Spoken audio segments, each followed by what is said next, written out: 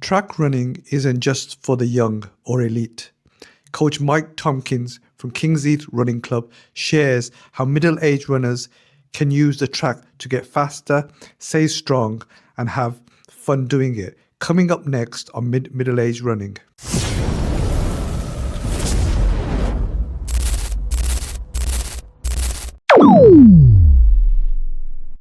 Hey everybody, welcome back to Middle-Aged Running.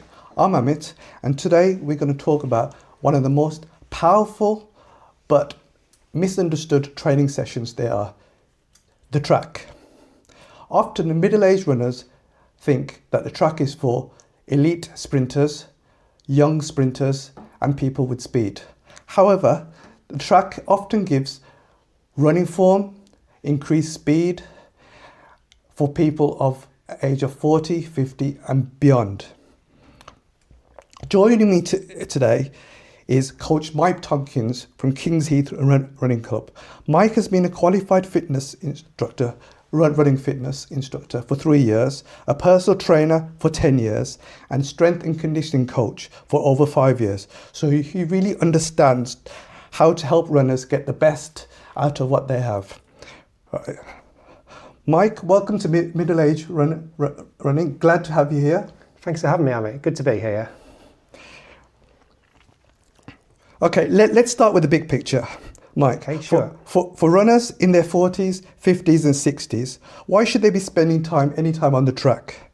What makes it such a valuable tool at this stage of life? First of all, running surface it's a different running surface, that's all it is. So it could be the road, it could be the pavement, it could be the park, it could be the trails. But the track is really good because it's a slightly softer running surface. So there's less impact on the knees than running constantly on the pavement. And it's a safer running surface. First and foremost as well, there's no curbs to trip over, there's no potholes, there's no dogs to trip over, there's no cars that you've got to look out for or pedestrians. So that's why people should really use the track. Okay, and beyond just getting faster, what benefits do they say? Does the track help with things like consistency, confidence, motivation? Yeah, so the real benefit of the track is uniformity. So it's 400 metres long, it's 400 metres long, so it's an oval. It allows you to gauge your effort. So you could do a track workout once a week or once every couple of weeks, or even more if you want. But you could do the same session week in, week out, and it's an easy way to gauge your effort because you could run on one road or do a park run in one place, and it could be hilly, it could be undulating, there could be people in the way. So the real benefit of using the track is help gauge your effort, and you can really understand from that track how your running is progressing, basically, how your running is progressing. That's great. Right, when people get to about my age, I should say, I was going to say our age, but it's more my age, yeah. Right? What are the most common mistakes that they make when they try and go to the track? There can be a few things there. So if people haven't run on the track before, obviously, especially if you're running in a group, like we do together sometimes with King's Heath, people can get a bit carried away. So there'll be one person at the front maybe that's quite quick, and that person will try and keep up with that person. There'll be a bit of pride comes jumping in. That's the biggest mistake. Oh, so-and-so's going off at 1 minute 30 per lap, so I've got to keep up with them. And the answer is, of course, no, you run your own, for want of a better phrase, run your own race on the track. You do your own thing and use a bit of controls. That's the biggest mistake. People can get quite downhearted as well when running on the track. So because it's 400 metres, you can get lapped. Unless you're Mo Farah or Paul Radcliffe, you're probably going to get lapped on the track at some point. Everybody's going to get lapped on the track. But don't be disheartened because you're doing what you need to do and not what someone else needs to do. So those are the big mistakes. If you're getting carried away or, oh no, I'm too slow, oh that's no good. So just stay in, it's the idea is to stay in your own game and not worry about what everybody else is doing. And people can also get, people come to things, especially later in life, people want all the gadgets on all the tools. So on the track, you can get track spikes and they make you feel really good, but generally they're just for racing. You don't need track spikes. You can just wear your normal running shoes, your normal running kit, so you don't need to go out and spend extra money for extra kit to run on the track. So that's one of the big mistakes. People get carried away with, I need this kit, I need that kit and the other, and you don't. You can just wear your normal running shoes out there. Yeah, I can relate to that. I remember the first time I went on track, there were a lot of runners that were really faster than me. Right? And then they went off, obviously, I think they were running 130, 120 per lap, and I was there trying to struggle through, right? And there was no way. After the first lap, I was almost dead on my feet. Exactly. You know, I just could not go. I think a lot of them push too hard. Yeah. So what's the better approach for someone who's starting to include track sessions in their training? Someone maybe not done it for a long time, or maybe never done it. Yeah. You know, it's their first time on the track. They're feeling daunting. What's the best approach you would say for them? So the first time they're coming to a track completely, they want to know what to do. Yeah. Okay, so if they've never been to a track, they don't know where to go. Right, so first up, we're very lucky, as you'll know, in the West Midlands, we've got quite a few tracks around that we can use. To start off with, I'd always recommend contacting your local leisure centre to see if they've got a track and asking about any do's or don'ts and what time they can use the track. With regards to wanting to use the track as well, if you've got a local group, like a local running club, like King's Heath, for example, that we're with, other running clubs are available, though I do consider King's Heath to be the best. Do contact them and say, do you run any track sessions? And then that will be guided for you. So you'll be told what to do, where to go, what kind of effort to put in. But some people don't like to run in groups, and that's absolutely fine. If people don't like running in groups, you can go along to your track, obviously follow all the instructions that the leisure centre give you, but just to go there and just treat it like a normal run. Go there, get jogging on the track or walking first if you need to. And if you want to build up into something a bit brisker, maybe some interval efforts, then by all means you can do that. Starting off from the very bottom, couch to 5K is an interval effort mixed with walking and running. So if you're very new to running and you just starting off and couch to 5K, track is a brilliant place to do that as well. Maybe not as picturesque as doing it in a park, but you could do couch to 5K there. But it's building up from there. So going in, maybe running your first intervals there and taking it from there, so you're not pushing too hard at all, not pushing too hard, maybe just a little past your comfort level, but not too much further. I do relate to that. I remember my first track session, didn't know what to do. Yeah. Walked in, you know, there were a few other faces that I knew. Yeah. Right. So they made me feel welcome. They, including yourself as well. Yeah. I think you were there one of my first sessions there, right? They told me what to do, put me at ease. But now, you know, I feel if I go to a track and there isn't a session on, I feel I can still do it. Yeah. You know, I can do it independently or maybe just with one other person. But those early days that when I was with King's Heath Running Club on the track, that sort of built my confidence. Yeah. I remember the first few times I was thinking, I remember one of our club colleagues, they said they do track sessions. I didn't want to go. I always used to think, oh, it's for the fast, it's for the elite. Yeah. You know, it's too slow or anything, right? But those King's Heath, I think really, I'm not just saying about King. Obviously, we go to King's Heath, so we'll always promote King's Heath. But I think any running club that if you go to the track with a running club, right, it puts your mind at ease. It helps you. You know, there's coaches on hand to say what if you're doing something right, if you're doing something wrong, because you know when you're running, you don't always look at your form, right? And I don't know if you remember, my head was always constantly running down like that, and I could never realize my head was need to be straight up. You know, and used to tell me, I mean, put your head up, right? And now I'm always conscious about my head now. You know, 90% between, maybe 90 is a bit high, but between 70 and 90%, a lot of times I'm conscious about my head now. Where is my head? You know, sometimes towards the end of a very long run, like a marathon or a half, my head does start to drop then, but that's more tiredness. But I am conscious and always thinking, what's my posture? Am I running these days? You know, I think King's Heath running with the club has helped me with that. That's good. Well, you make a good point. I was going to mention that earlier and it slipped my mind. people do become daunted by the track. The track is for everyone. Like you say, you don't have to be an elite sprinter or a university athlete to use the track. Anyone can use it. Whether you're doing 40-minute 5Ks or 15-minute 5Ks, you can use the track. It's there for you, and nobody's got right of way any more than you've got right away, basically. Yeah. So yeah, don't be discouraged by the track. It's just a different running surface. All right. Can you share a few track workouts that you think are especially effective for runners in their 40s, 50s, and maybe even beyond that? Yeah, so when I go to the track myself, this is obviously all time dependent, how much time you have available to you. It's always important to do a warm-up. I think we'll come to that a little bit later, but get 5 or 10 minutes jogging in under your belt, get a bit of a mobility going, and I will say we'll come to that later, I think.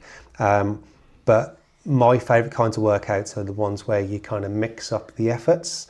So, for example, myself, a common session is a threshold session or a tempo session, but you can do that by time rather than distance. So you know how long you're running for, and you could do something like 6 times 3 minutes, so that's 18 minutes of running, and the first 4 of them could be at a slightly slower pace, maybe your 10k effort or tempo effort. And so the four first like 3 minutes a tempo effort, then the last 2, they're a bit faster, they're a bit harder, they're threshold, they're getting down to 5k effort, so they're getting a bit quicker. Once you've done that, you can then finish it off, take a breather, finish it off just with some strides or sprints, just to really work your running form. Make sure you practice exaggerated running form. I know when you see sprinters like Usain Bolt run, their arms are going, their knees are going, and obviously we don't all run like that, but it's good to practice that kind of form for your everyday running, and it helps you practice your top end speed as well. So doing something like a time, like one based on time rather than distance, is really good, because then, especially when you're in a group, some people might be slower, some people might be faster, but they're all working for the same amount of time. I hope you don't mind. I've just when you talked about 5k, 10k, Yeah. and half marathon efforts, right? It wasn't something I was planning to ask, but it's come to my head, right? When you come to the track, and I know I found this really quite challenging. Yeah. If somebody says to me, run your 5k effort, Yeah. run your 10k effort, run your half marathon effort, or your 1k effort, I generally didn't know what that was. Yeah. You know, my running in the early days, I went to my park run, or I did, right, and I just ran out full out all the time. Oh, okay. Right. So how can somebody who doesn't really know what their 5k pace is or their 10k pace is, how can they know what exertion or how hard they should be running? Okay, so yeah, it's a good question. So you could go on a scale out of 10, I think, if that works for you. And if you've got a coach there, they can kind of work out, if you've done a park run before, what kind of pace your park run is, and advise you. You do a lap in X amount of time, say 2 minutes, 3 minutes, whatever it may be. But you can also go on exertion. So if you're thinking your easy run should be maybe 4 out of 10 effort. So obviously 1 out of 10 sat on the sofa. Yeah. 4 out of 10 is your easy run. You know, your half an hour jog to shake the legs out. 5 and 6 out of 10 is probably like, 5 out of 10 is probably a marathon effort. 6 out of 10 is probably a half marathon effort, because obviously it's just a little bit faster than a marathon. 7 or 8, you're probably getting into 10k territory.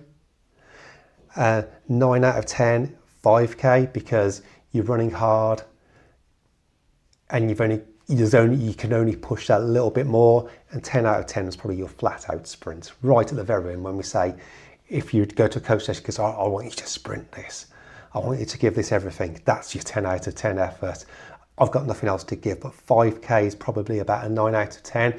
Can I give any more? Maybe a little bit, but that would be me done.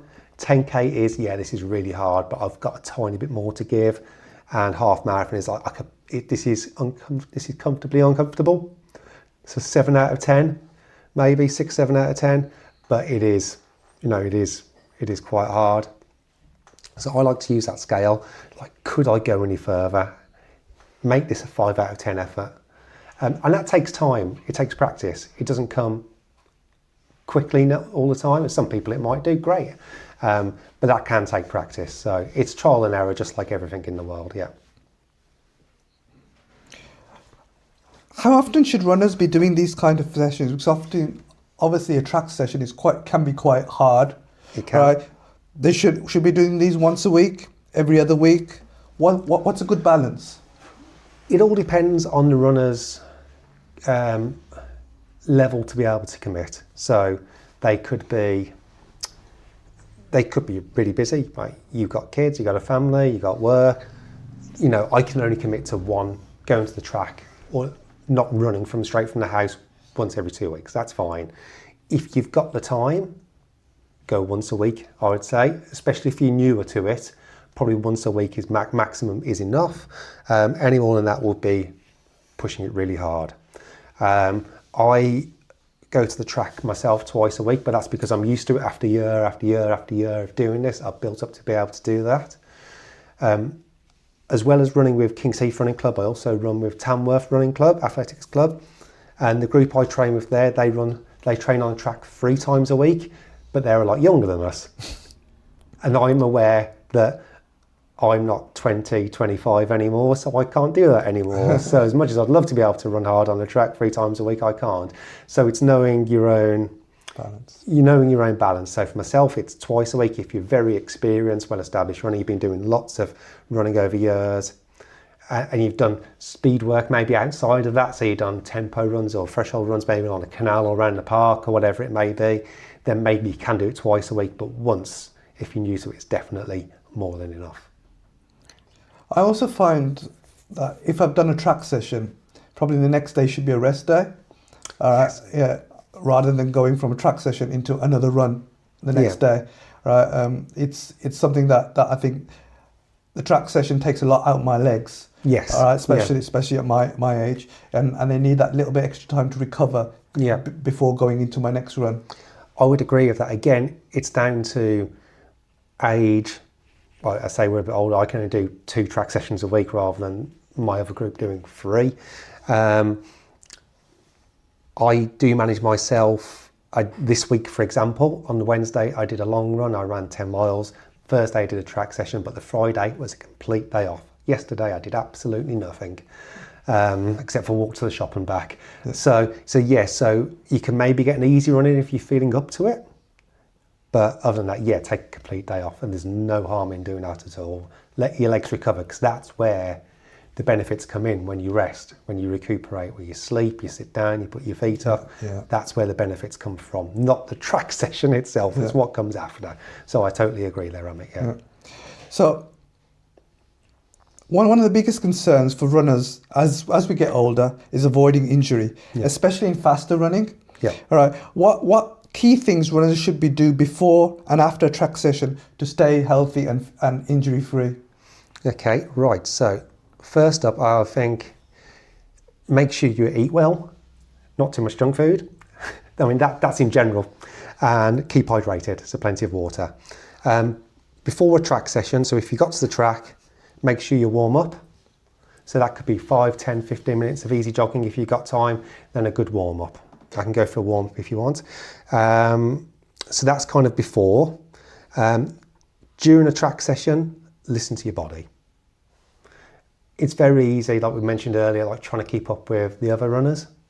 Like, they're going around in 2 minutes a lap and I'm only doing 30 minutes a lap. I need to catch up, but listen to your body.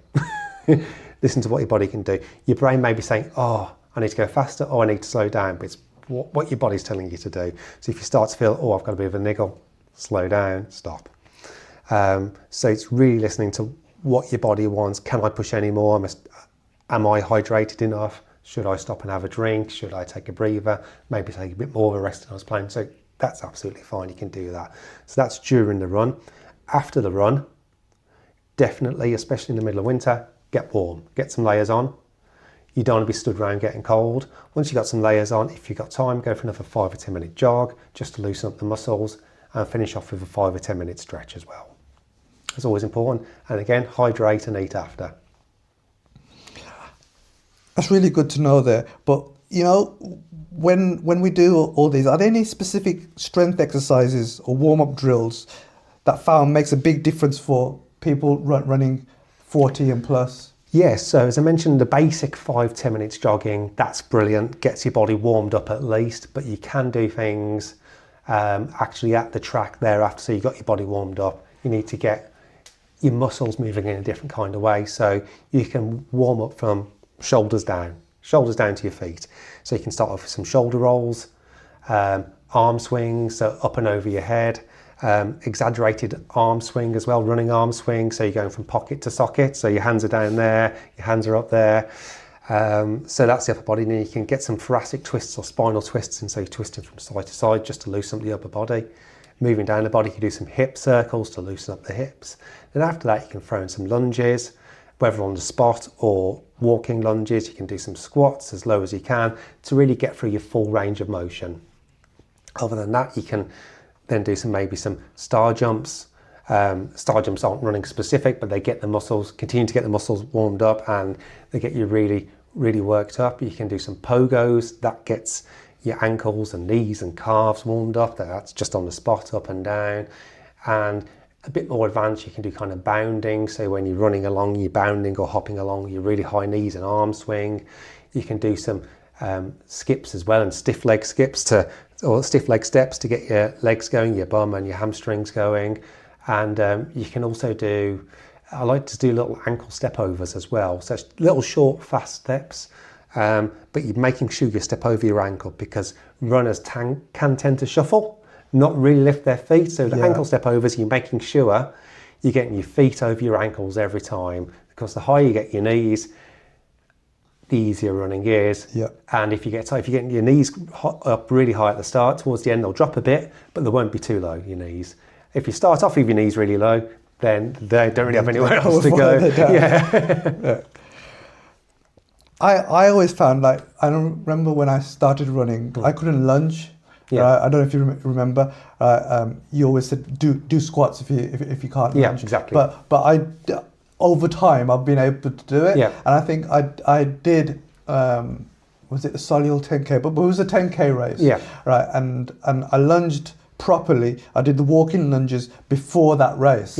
And going in that race, I found so much difference. Just by doing those exercises. And now I do lunges all the time before my run. That's good. That's good to hear. They take practice, so they can be.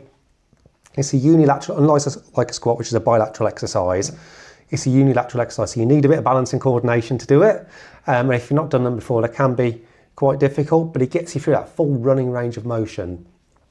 Like once you drop down into a lunge, your knee can't go any higher. So you got that full kind of exaggerated running movement there. So they're really good for that. They're really good for that. They're good practice. Don't overdo it, obviously. Because if you do too many lunges, and then you go off and do your 10k race or your half marathon or whatever, then you'll be like, oh God, my legs. But but a few are brilliant, absolutely brilliant. But practice. There's no pressure to do 5 on each leg or 10 on each leg. Just do a couple or whatever you can do and work your way up to it.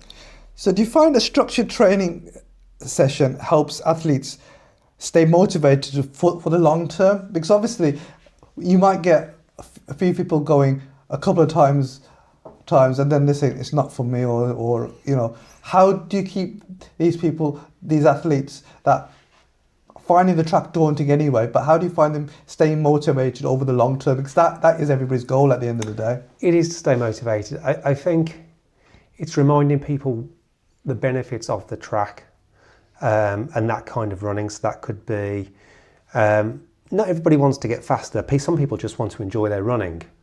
They don't mind whether they're running a 5-minute mile or a 15-minute mile. They really don't mind.